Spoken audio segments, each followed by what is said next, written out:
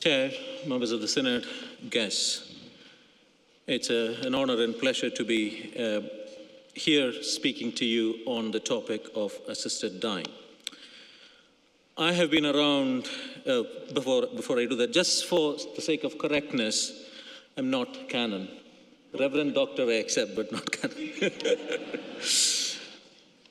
I have been around palliative care, end-of-life care situations for about 20 years now, or well over 20 years now, as a palliative care chaplain and a researcher in different places and different contexts.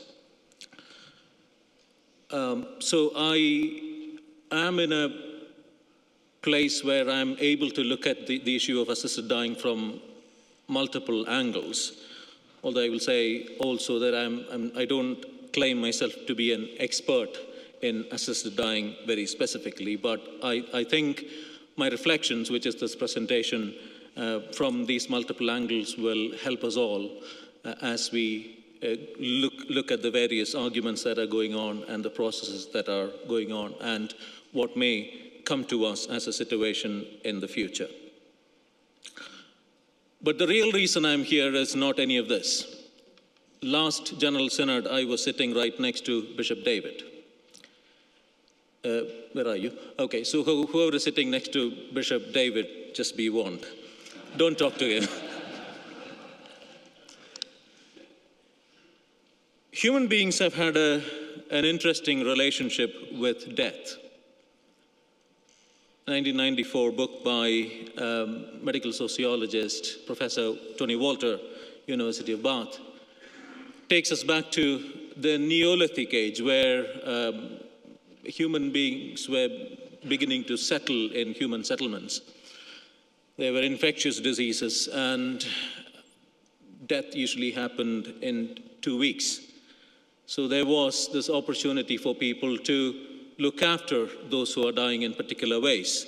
And I'm sure many of you have heard about the medieval Ars Moriendi, and it's all where, these are pictorial depictions of Ars Moriendi, where the evil ones, as you see in the picture on the left, trying to drag you down into the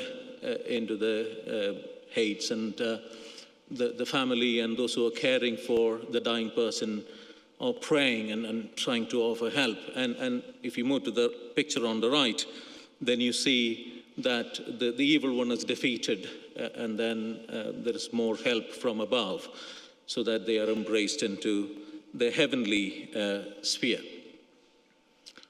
And from there,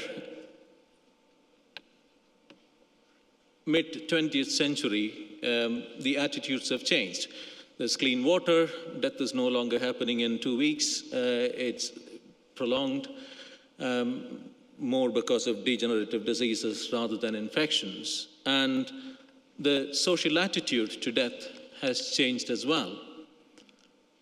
Growth in individualism and privacy plays very much into the notion of how we relate to and understand death and care for the dying, and also the decline of the sense of community and religion. So from about the middle of the 20th century, we started seeing these changes, and that continues to be the case. That change is the one thing that we need to note in this, that we've not always had the same kind of relationship with death and how we die. 20 years after the publication of this book, Tony wrote this in a blog post. We do need to talk about death because we have to evolve new ways to manage dying, funerals and mourning, ways appropriate for prolonged elderly dying with reduced capacity, ways that fit a secularish society, ways that work for a nation that has enjoyed, at least at home, over 60 years of peace. There is a lot in this one sentence to take in. Now, let me introduce to you Alan Kelleher. Newcastle University. He takes us back to Stone Age. To give you a bit more of a context, when people anticipated death, that's something that you expected to happen anytime, not something that we think about these days. I mean, you go out hunting, you may not come back. You may go climb up a tree, you may fall down, that may be the end of it. So the point is, death is something that you anticipated every day in your life. Just like you anticipate that you will have lunch today, you will take a train later today. Death was just part of life. And then he moves on to describing the pastoral age, which he described, where he conceptualizes beautiful death, the ars moriendi and the like. And then he moves on to modern age, where the emphasis moves to taming death. And this is where medical technology is improving, and people are beginning to realize that, oh, it doesn't have to be this way, because we now have the technology to tame death, to control how we die.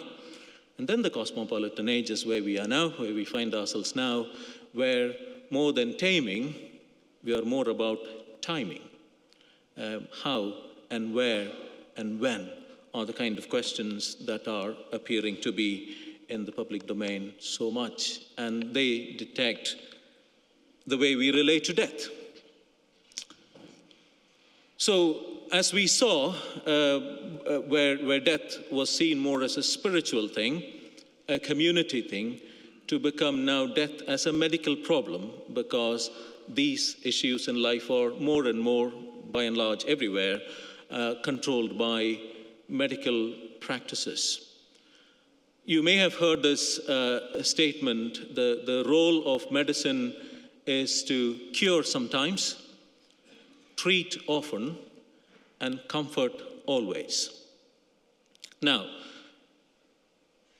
let me throw in the assisted dying into this, introduce the assisted dying theme in here.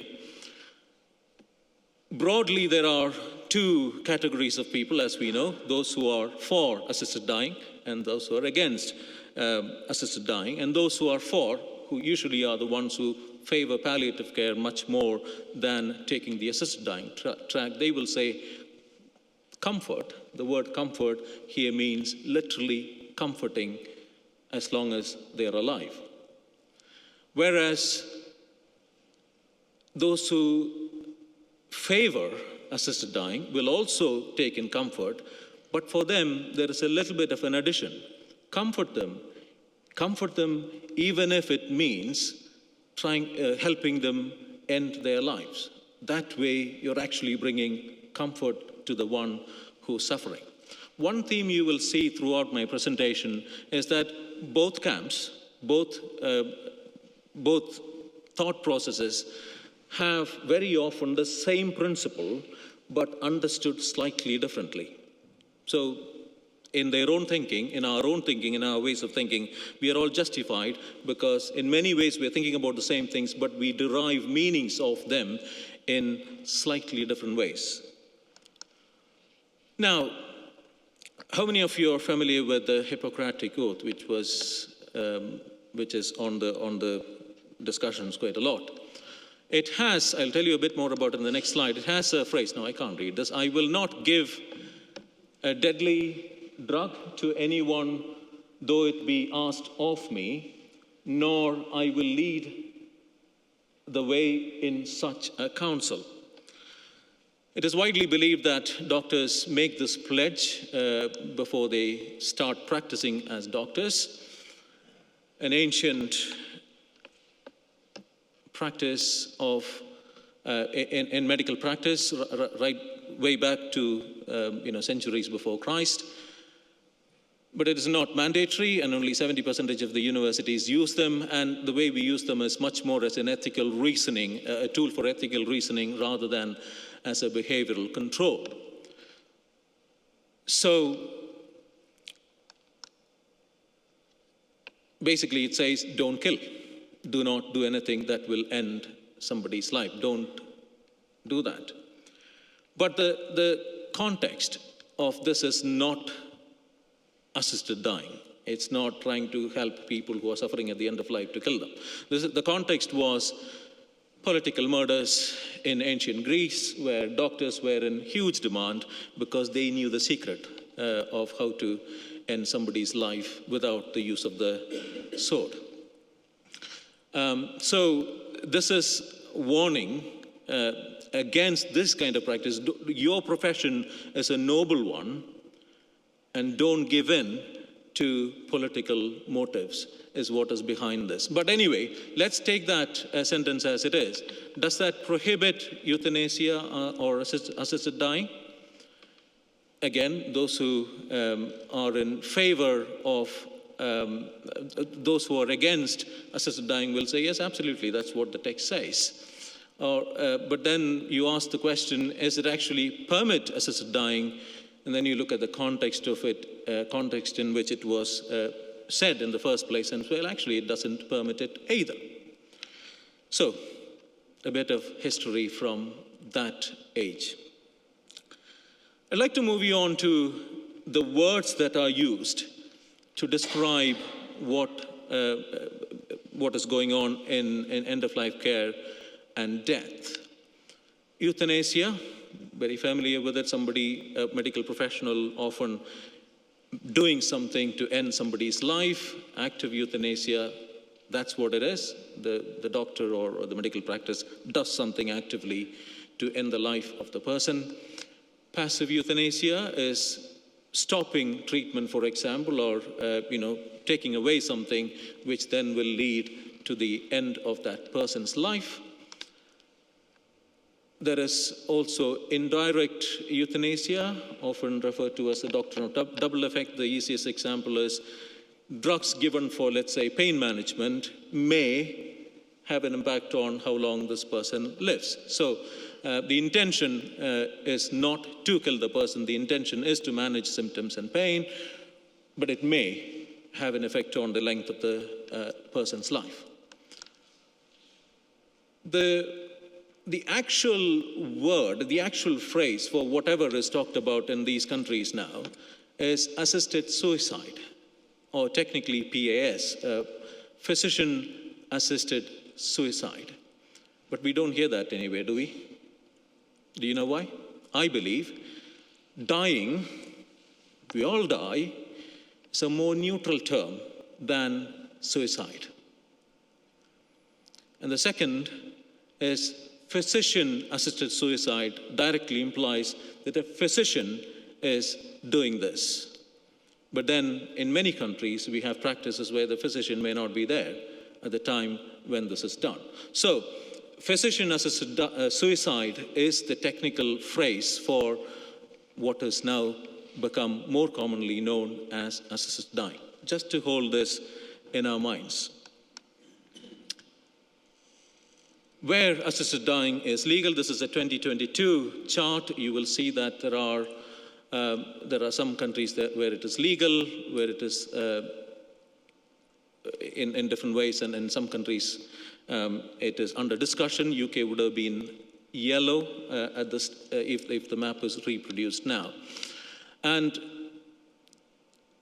it goes back a long way. The first one of a legal nature in this firm goes back 1871,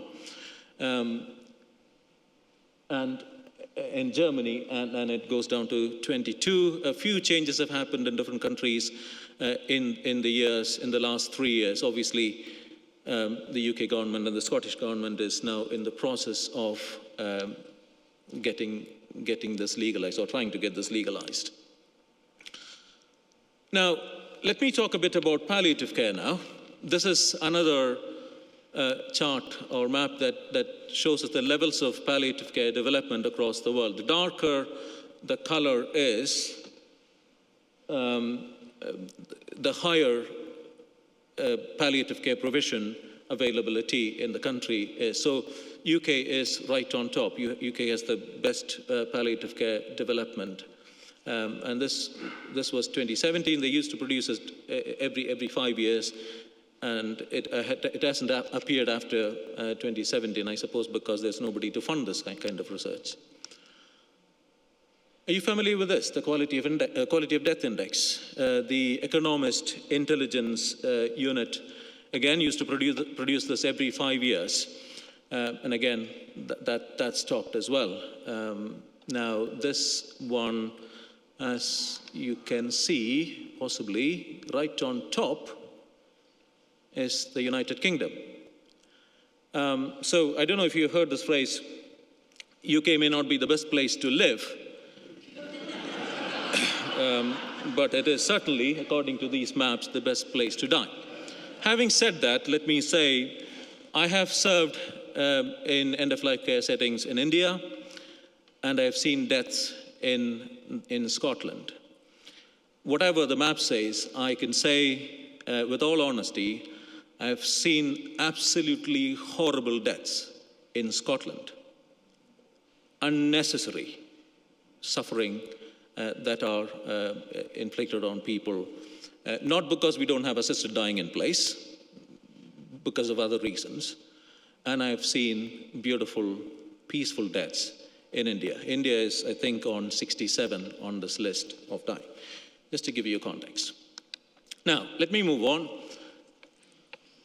In 2015, December, I was at the Scottish Parliament at the publication of the document on the left, which is the Strategic Framework for Action on Palliative and End-of-Care Life, which I was part of the development of this document as one of the stakeholders informing the creation of the document. I was part of the whole process, and part of the process was also the work I did on producing the Scottish Atlas of Palliative Care to establish the levels of palliative care available in Scotland at that time in 2015.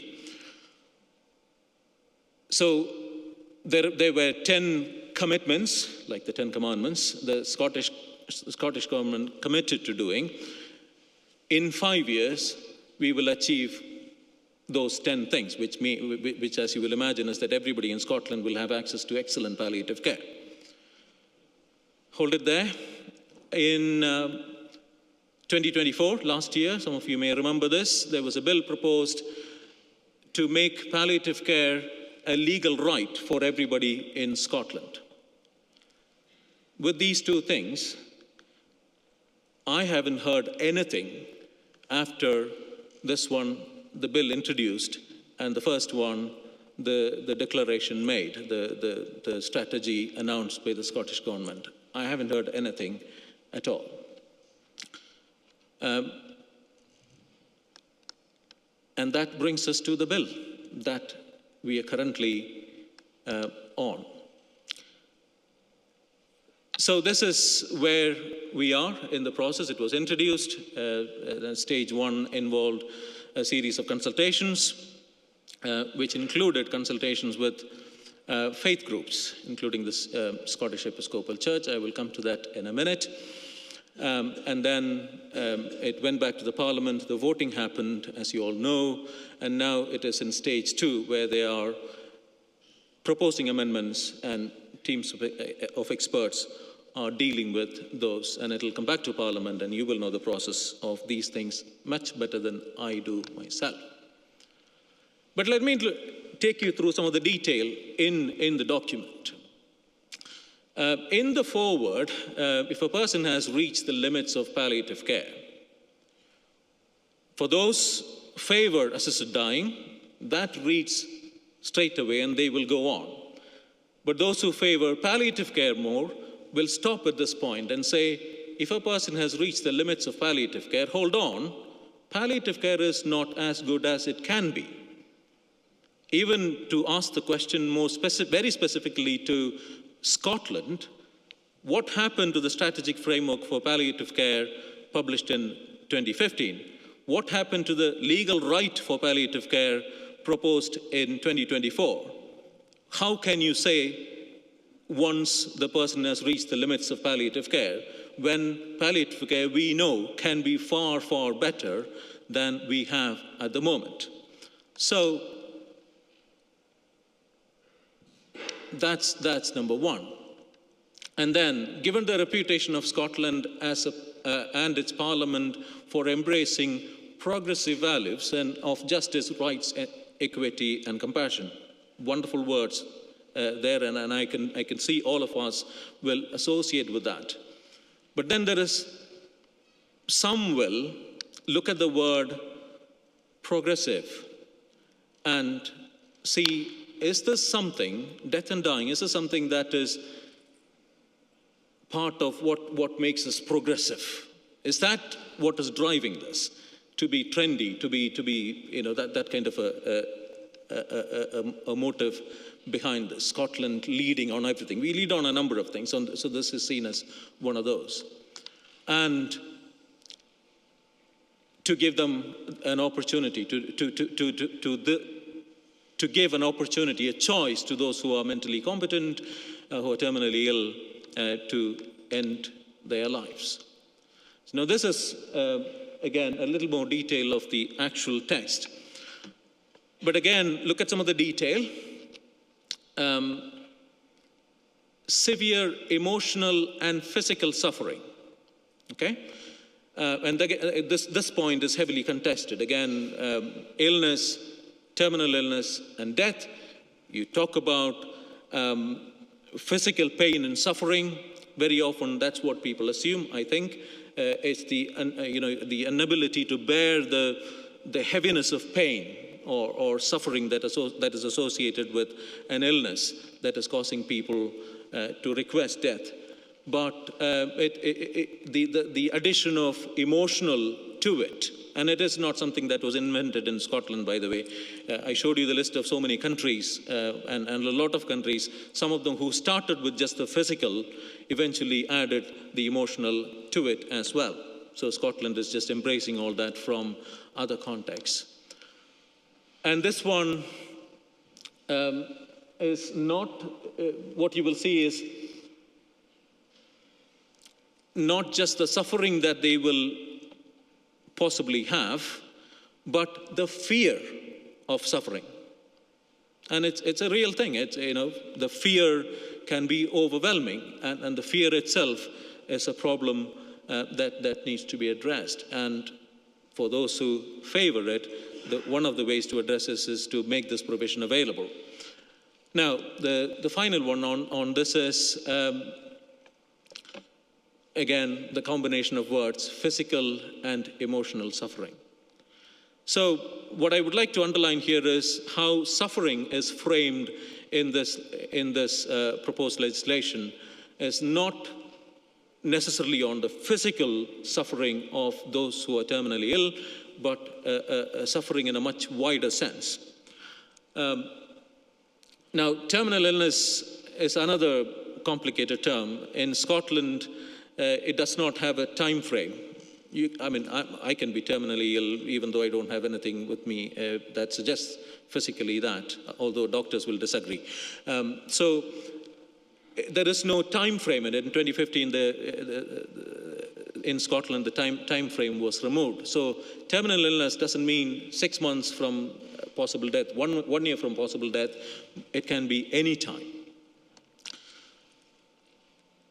Now, this is what will actually happen according to the current proposed legislation, which is that 2 doctors will independently verify and confirm the terminal illness, establish the mental capacity of the person, assess the person in making an informed decision, and ensure the person has been fully informed of palliative care and all the other options available.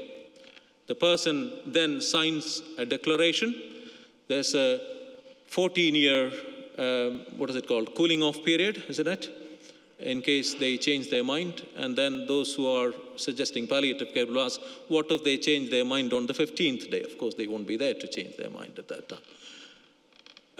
And then the doctor goes away and prescribes the medicine. The healthcare practitioner delivers the medication to your house, and then they leave.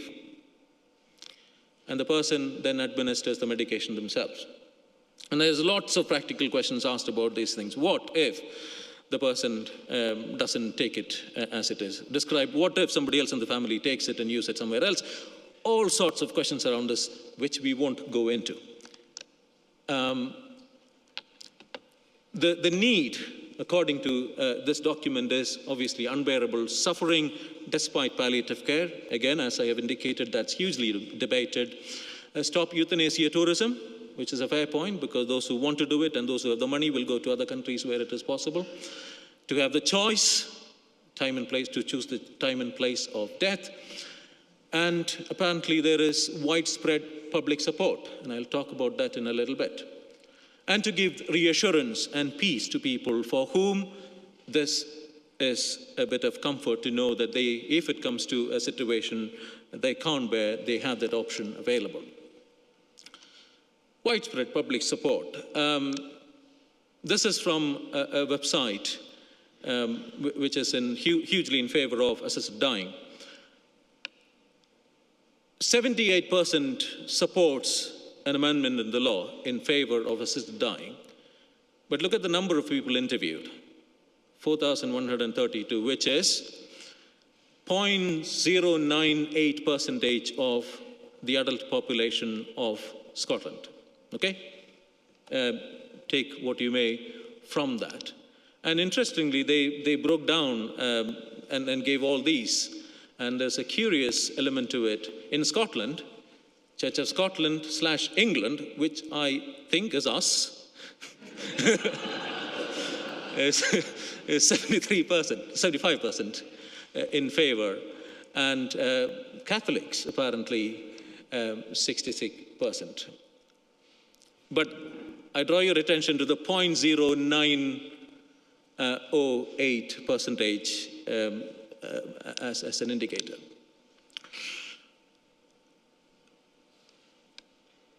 I believe that what professional bodies say have an impact on public perception on matters like this. In 2020, the British Medical Association conducted a survey among its members, and the result of that was that they changed their stance on assisted dying. From being opposed to assisted dying, they came to a stance where they said, we are neutral. And the reason for that is their survey proved that 50% were in support, 39 opposed, and 11 undecided. Okay, so some will say it's 50-50, and you move to a neutral position. But look at the response rate, 19%. And somebody did a little bit of digging around, and this was published in a wonderful paper by Dr. Robert Toycross, who is who was an Oxford professor of pain and palliative care. Brampton cocktail, does anybody know? It's a pain medicine cocktail, which is used for, obviously, managing pain. He was one of the creators of this. He wrote a paper in which he takes this apart and saw which groups of doctors favored assisted dying more and which groups of doctors favored palliative care more. Those who favored assisted dying more are, let's say, orthopedics, medical students, and those groups of doctors who don't have very much patient contact. Those who work in, obviously, palliative care will favor palliative care, geriatrics or community medicine, GPs, they all favored, they were all against. So that's a very interesting take on this. And therefore, based on this numbers, these figures, the British Medical Association moved their position from opposition to neutral. And I believe this has an impact on public perception. Anyway, but apparently there is, based on a little bit of a study. I'll now run through a few themes that are flagged up and look at it from both points of view. Autonomy, as you have already picked up and you will already know, is one of the key principles in driving this forward. It is the guiding principle, and I think we see this, particularly while organizing funerals. The inability to fulfill the wishes of the person who is dying or has died is perceived as, we are somehow failing them. The family and whoever is supporting them is failing them. And therefore, the autonomy is the primal principle to hold. But on the other side, all of us need to remember that whatever we do, if this legislation gets through, it will be an option thrown at us. So for those who do not wish this to be the case, their autonomy is thrown into question. And this is what some of those who are against this legal provision are arguing. This legislation focuses so much on the autonomy of one set of people, not on the other. And within the medical profession, people are asking, what about the autonomy of the physician if they don't want to be part of this? And these questions are being considered at the moment, and we will wait curiously to see what answers will come for these. Dignity is another important one. Now, before we jump into how dignity plays in assisted dying debate, there are four. This is a Swedish medical philosopher whose name I forget. I could tell you this, but sees dignity in four different ways. Human dignity, the one that is basic to everyone. You cannot remove it from us. We are born with it, we'll die with it. It is human dignity. I will not dare pronounce that German word on the screen. The second is the dignity of merit, the one that depends on our social status, one that you achieve, you acquire, and the dignity of moral status, dignity that is ascribed to you based on your behavior, how you carry yourself as a person.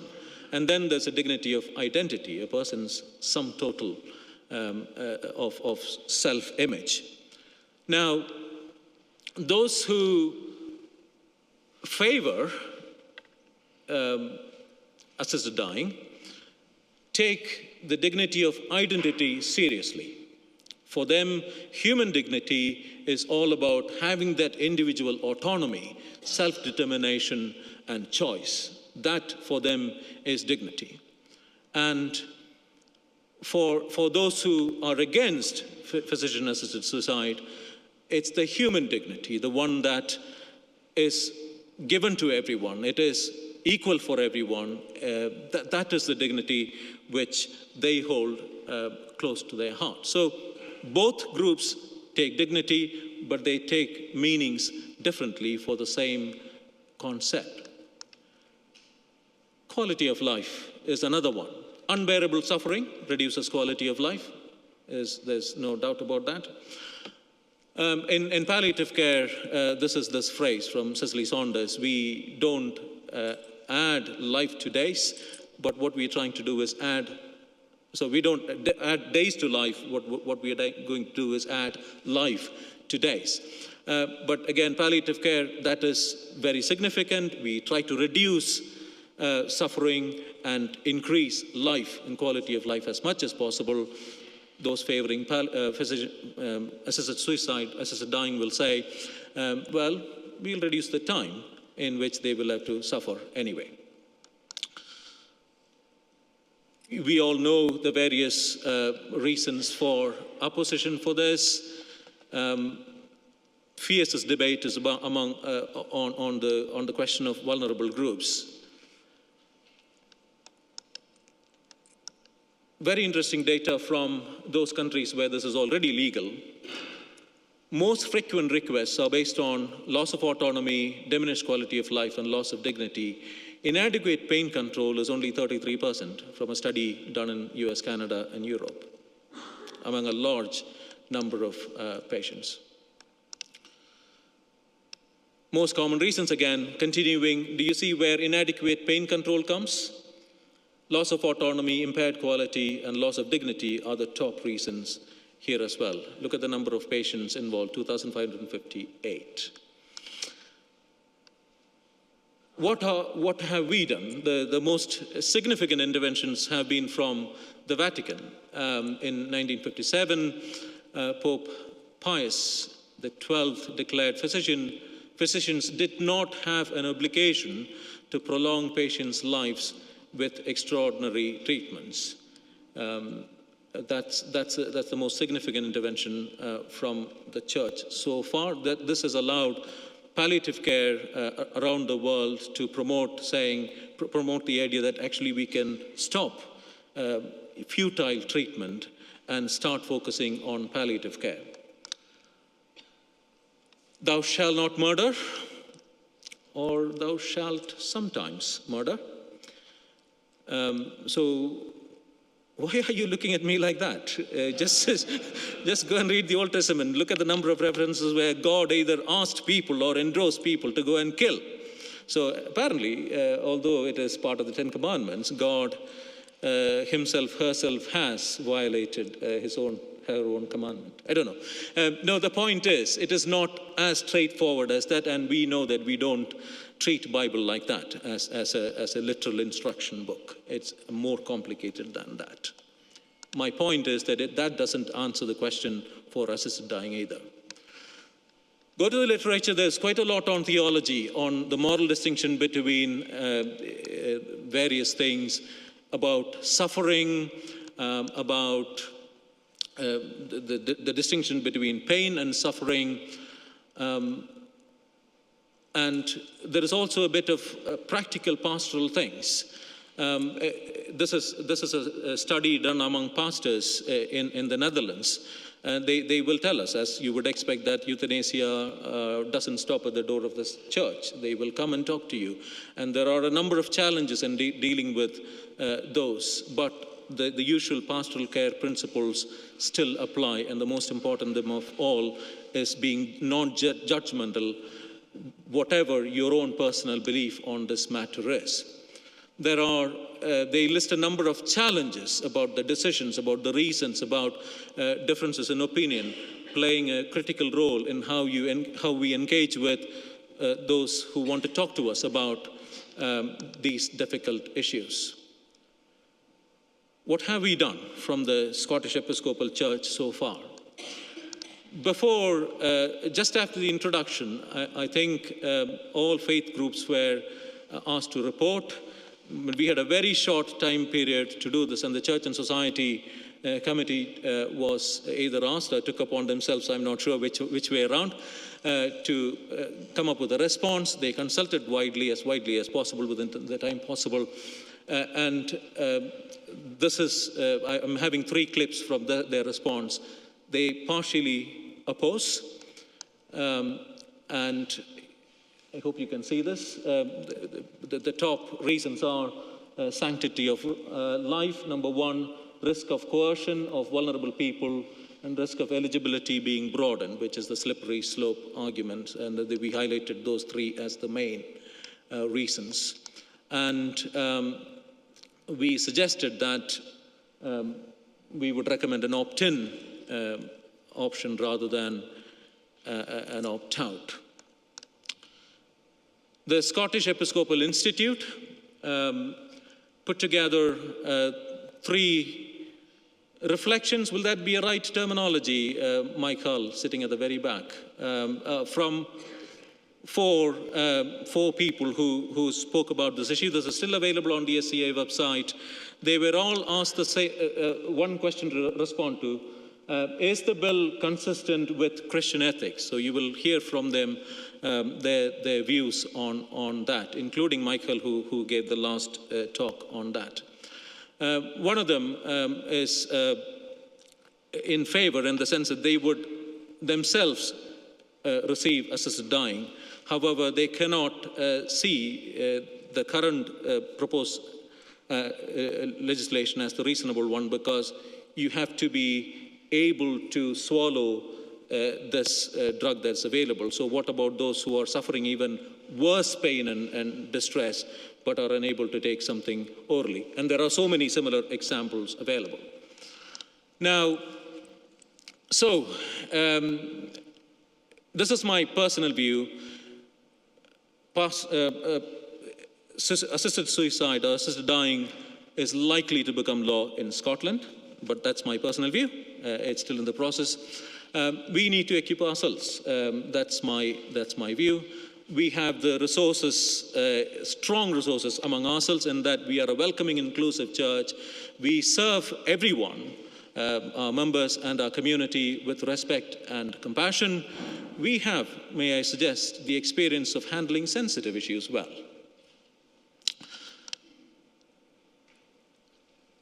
Now, we have 4 minutes left. Can I ask you then to turn to your tables and have a brief discussion, asking the simple question, knowing that this might happen, what would be helpful for us as we face this prospect? When I suggest training for clergy and laity, and maybe a fresh look at our pastoral offices to see the relevance of it, and then if we need to do some more work on this. So I leave you to discuss. They won't be reported immediately, but they will be collated and will be a helpful resource for us later on. Thank you. As we go into that, can we thank Hamilton?